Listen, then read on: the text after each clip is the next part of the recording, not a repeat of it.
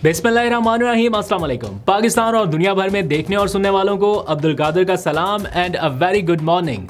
पाकिस्तान में 22 अप्रैल और सुबह के 9 बज चुके हैं। तो आज का पूरा दिन क्या होने वाला है और गुज़िश्ता रात से अब तक क्या कुछ हुआ, ये मुख्तसर सा रनडाउन आपके सामने रखता हूँ। और सोशल मीडिया के ऊपर जो चर्चा है इस वक्त वो भी डिस्कस करना है, क्योंकि सब लोग कह रहे हैं कि आ गया वो शाहकार जिसका था इंतज़ार, और वो है अमेरिकी कांग्रेसमैन जैक ब्रैगमैन का ट्वीट। अब इसे खुशकिस्मती कह लें, बदकिस्मती कह लें, आई डोंट नो, लेकिन ये साहब भी मोहसिन नकवी से मुलाकात कर चुके हैं। अब मोहसिन नकवी साहब पहले जब अमेरिका गए तो उनकी जो विल्सन से मुलाकात हुई, तो उसके बाद जैसे ही वो निकले तो उन्होंने कहा फ्री इमरान खान, उसका ट्वीट कर दिया। अभी जैक ब्रैगमैन यहाँ पर आए हुए थे, आपको पता है पूरा हफ्ता वो यहाँ पर रुके, उनकी मुलाकातें रहीं बहुत हाई प्रोफाइल। ये अलग बात है कि इमरान खान की फैमिली से या पीटीआई के लोगों से वो नहीं मिल सके, जर्नलिस्ट से कुछ मुलाकातें बताया गया कि शेड्यूल थी वो नहीं हो सकी, लेकिन इसके बावजूद जैसे ही वो वापस पहुंचे हैं तो उन्होंने फिर फ्री इमरान खान का ट्वीट कर दिया, जो इस टाइम सोशल मीडिया के ऊपर बिल्कुल वायरल है। मैं ज़्यादा उसकी डिटेल में नहीं जाऊंगा, लेकिन ये इस टाइम का हॉट टॉपिक है। उधर वो फ्री इमरान खान का नारा लगा रहे हैं, इधर पाकिस्तान में इमरान खान की रिहाई के लिए हल्फ उठाया जा रहा है। बहुत ही एक्सक्लूसिव किस्म के विजुअल्स मौसूल हुए हैं, वो भी मैंने आपके सामने रखने हैं। और फिर अदालती तारीख का एक मुनफरिद रिकॉर्ड बनाया पाकिस्तान में। मैंने पहले रात के व्लॉग में डिस्कस करना था, लेकिन ज़रा ड्यूरेशन कम थी तो शेयर नहीं कर सका। अदालती तारीख का ये मुनफरिद रिकॉर्ड है क्या, बड़ी दिलचस्प तफसीलात है, वो भी आपके सामने रखूँगा। लेकिन वापस आ जाइए ज़रा जैक ब्रैगमैन के ट्वीट के ऊपर डिस्कस करते हैं। मैं बहुत ज़्यादा नहीं करूँगा, आपने ट्वीट वैसे ही देख लिया है। वैसे जिन लोगों ने इस टाइम ट्यून इन किया है उनके लिए कुछ तफसीलात शामिल कर लेते हैं।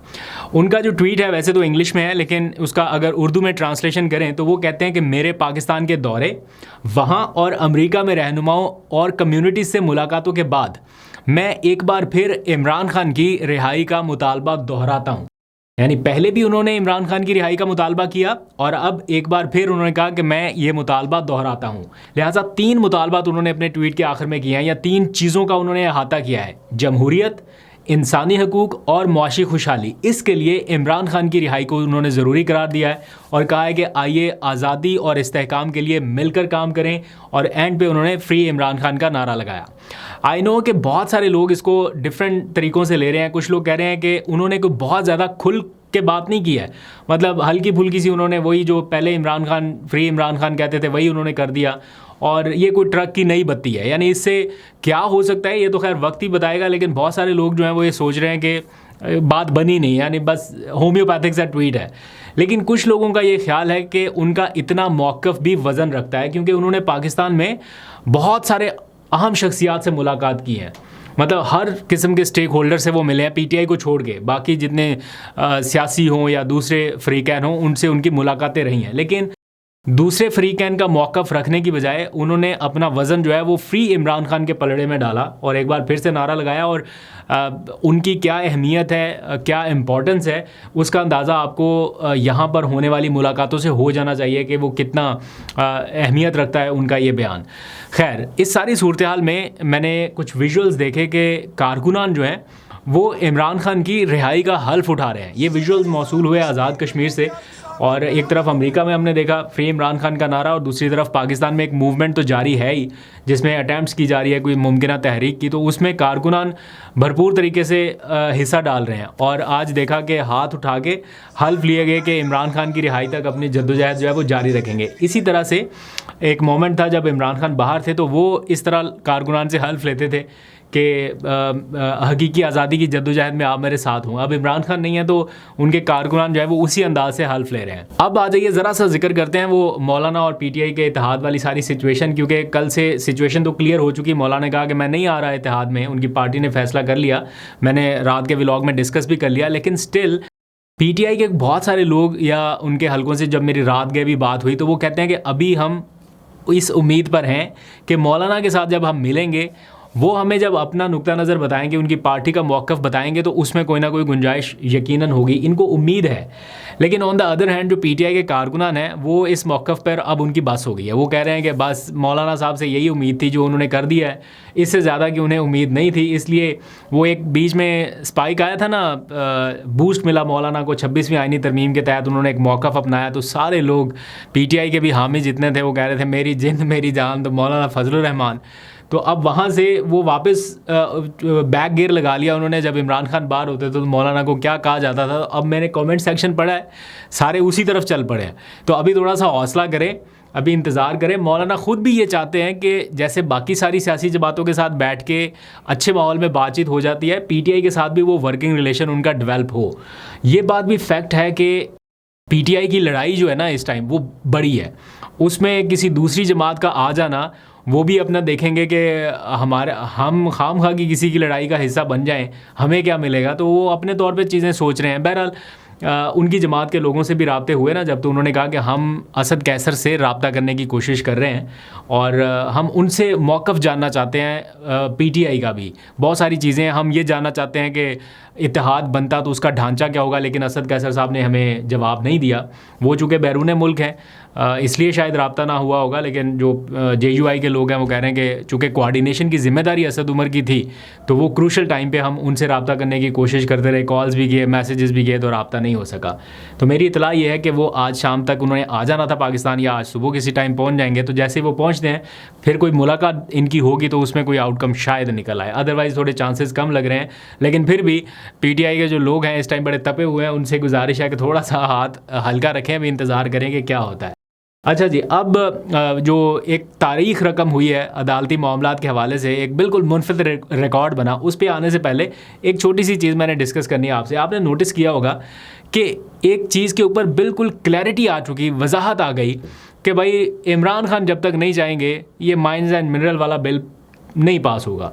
लेकिन इतनी क्लैरिटी के बावजूद, इतने मतलब क्लियर कट मौक़िफ़ के बावजूद भी वजाहतें अभी भी जारी हैं।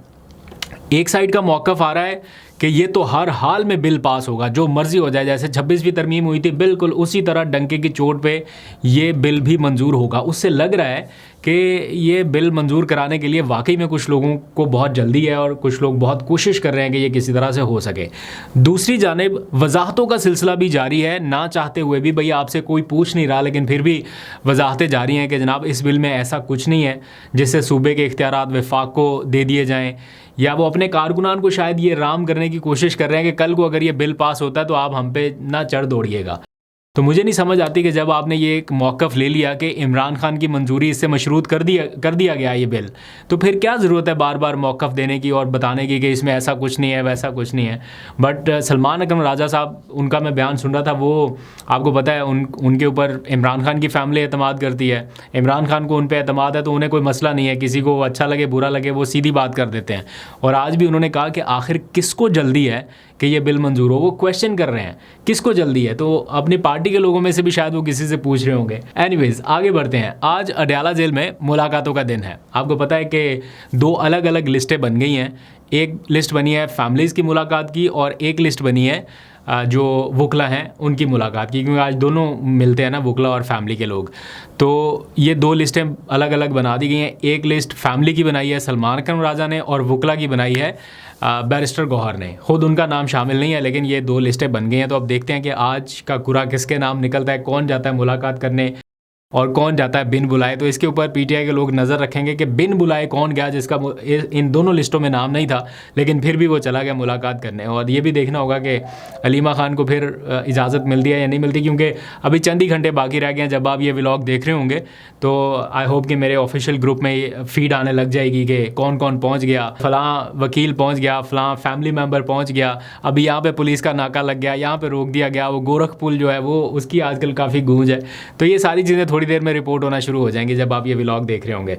आई होप कि ऐसा ना हो, बट लगता है कि ये होना है। एनीवेज अब आगे आ जाइए। स्टार्ट में मैंने जैसे आपको बताया कि इस्लामाबाद हाई कोर्ट में एक मुनफरिद रिकॉर्ड बना। कुछ ऐसा हुआ जो पहले कभी नहीं हुआ था। तो उसकी तफसील ये है कि हाई कोर्ट में ये जो जजेस ट्रांसफ़र हुए, कोई बलूचिस्तान से आया, कोई सिंध से आया, कोई पंजाब से आया, सीनियरिटी वाले मामले को टैकल करने के लिए जो हुकूमत ने एक तरीक़ाकार अपनाया, उसको आपको पता है बहुत ले दे हुई, उसको चैलेंज किया गया। तो मामला सुप्रीम कोर्ट में था। इन जजेस को लाने का तरीक़ाकार कैसे फ़ॉलो किया गया, इस पर वफाकी हुकूमत ने अदालत में तमाम तर रिकॉर्ड जो है ख़त व किताबत पर मुश्तमिल जो था वो पेश किया है। यानी इन जजेस की समरी मंजूर कैसे हुई है वो पेश किया। और आप जानकर हैरान रह जाएंगे कि इस सारे प्रोसेस की स्पीड क्या थी। मतलब आप शहबाज स्पीड को भी भूल जाएंगे, मोहसिन स्पीड को भी भूल जाएंगे, ये कोई अलग नौइयत की स्पीड थी। तो जो तफसीलात जमा कराई गई हैं उनके मुताबिक, बल्कि ये जो कोर्ट को कवर करने वाले रिपोर्टर हैं साकिब बशीर साहब, उन्होंने अपनी ट्वीट में ये सारी तफसीलात लिखी हैं, तो उन्हीं को क्रेडिट देते हुए उनकी ट्वीट का ये पूरा हिस्सा मैं आपके सामने एज इट इज़ रखता हूँ, क्योंकि मैं बहुत ज़्यादा कोई एक्सपर्ट नहीं हूँ अदालतों का, तो उनको क्रेडिट देना बनता है। उन्होंने ये पूरी तफसील लिखी है कि सिर्फ एक दिन यानी 1 फरवरी को एक दिन में 8 काम कैसे हुए, वो उन्होंने पूरी तरतीब लिखी, ज़रा मुलाहिजा करें। और साथी रिपोर्टर ने इशारा किया कि उस दिन सैटरडे था, यानी अदालतों में कोई केस नहीं था, सारे फ्री हो गए, तो एक दिन में 8 काम उन्होंने कैसे किए और कितने हाई लेवल के दफातर इसमें शामिल थे, वो पूरी उन्होंने ट्रेल इसमें बताई है। नंबर 1, सेक्रेटरी कानून ने चीफ जस्टिस उस वक्त के जो थे आमिर फारूक, उनको 3 जजेस इस्लामाबाद हाई कोर्ट ट्रांसफ़र करने के लिए एक कंसल्टेशन लिखा, यानी मुशावरत के लिए लिखा। एक प्रोसेस होता है जिसको फॉलो किया गया। उसी दिन चीफ जस्टिस आमिर फारूक ने अपने रजिस्ट्रार ऑफिस के ज़रिए इस कंसल्टेशन का जवाब वजारत कानून को इरसाल कर दिया। वजारत कानून ने उसी दिन चीफ जस्टिस याहिया अफरीदी को कंसल्टेशन के लिए लिखा, और चीफ जस्टिस याहिया अफरीदी ने भी उसी दिन अपनी कंसल्टेशन जो है वो वजारत कानून को रजिस्ट्रार ऑफिस के ज़रिए अरसाल कर दी। फिर वजारत कानून ने 4 हाई कोर्ट्स के चीफ जस्टिस और चीफ जस्टिस पाकिस्तान याहिया अफरीदी की कंसल्टेशन के बाद एक समरी तैयार की और वो वज़ीर आज़म को उनके सेक्रेटरी के ज़रिए भेजी। फिर उसी दिन वज़ीर आज़म ने इस समरी का हवाला देके सदर पाकिस्तान को सिफारिश भेजी, और उसी दिन सदर पाकिस्तान ने वज़ीर आज़म की एडवाइस पर इन जजेस को ट्रांसफ़र करने की मंजूरी भी दे दी। ये हो गए 5 काम। और फिर 7वां ये हुआ कि सदर की मंजूरी के बाद एक गज़ट नोटिफिकेशन जारी हो गया, और 8वां काम ये हुआ कि वजारत कानून ने 3 जजेस को ट्रांसफ़र करने का बाज़ाब्ता नोटिफिकेशन मीडिया में जारी कर दिया। ये सारे काम एक से एक शुरू से लेके एंड तक कोई 8 के करीब काम थे, जो वजारत कानून, attorney general office, Islamabad high court, supreme court of Pakistan, ये सारे कैसे कोऑर्डिनेटेड एफर्ट के साथ इन्होंने किया। ये कमाल की स्पीड थी, मतलब ज़बरदस्त, क्या बात है। तो ये सारा प्रोसेस है। एनीवेज़, ये सुप्रीम कोर्ट से याद आया मुझे, चीफ जस्टिस जो है कायम मुकाम चीफ जस्टिस मंसूर अली शाह साहब, उन्होंने अपने ओहदे का गुज़िश्ता रोज़ हल्फ लिया, तो बहुत सारे लोगों को ये लगा कि कोई आउट ऑफ द वे चीज़ शायद ये कर सकते हैं या इन्हें कर लेनी चाहिए, लेकिन मेरा नहीं ख्याल कि ऐसा कुछ होगा, क्योंकि मंसूर अली शाह साहब को भी पता है कि ये निज़ाम जो है इस टाइम, ये सिस्टम जो है ये इतना कैपेबल नहीं है, या इसमें वो सलाहियत नहीं है जो उनके फ़ैसलों का बोझ उठा सके। अगर इस टाइम वो अपनी मर्ज़ी से कोई फ़ैसला करना चाहें तो उसका बोझ इस टाइम ये सिस्टम नहीं उठा सकता, तो इसलिए वो भी मेरा ख्याल है बड़े तरीके के साथ ही चलेंगे।